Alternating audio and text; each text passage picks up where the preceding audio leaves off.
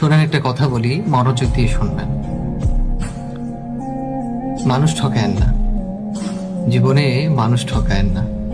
সুখের দেখা কোনো দিন মিলবে না। যতই আপনি সুখের সন্ধান করেন, সুখ আপনি কোনো দিন খুঁজে পাবেন না। মানুষ ঠকায়েন না।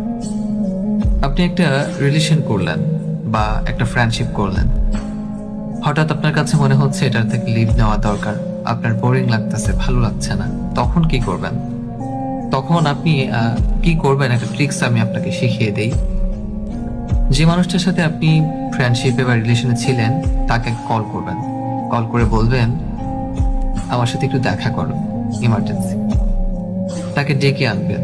ডেকে এনে হাতটা সুন্দর করে ধরবেন। হাতটা ধরে তাকে বলবেন, দেখো, আমার পক্ষে তো এই রিলেশন, এই ফ্রেন্ডশিপ আর কন্টিনিউ করা পসিবল হচ্ছে না। আজকে থেকে আমাদের ব্রেকআপ, আমাদের আর কোনোদিন কথা হবে না, তুমি ভালো থেকো। সুন্দর করে মিষ্টি সুরে তার সাথে কথা বলে তাকে বুঝিয়ে ফিরিয়ে দিয়ে আসবেন।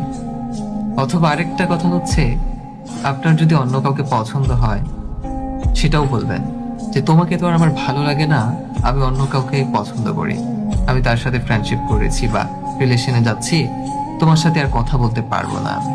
তাকে সুন্দর করে বুঝিয়ে বলবেন। এতে কি হবে, সেই মানুষটা অন্তত সারাটা জীবন এই আফসোস, এই আক্ষেপ নিয়ে বাঁচতে হবে না যে কি কারণে আপনি তাকে ছেড়ে গেলেন।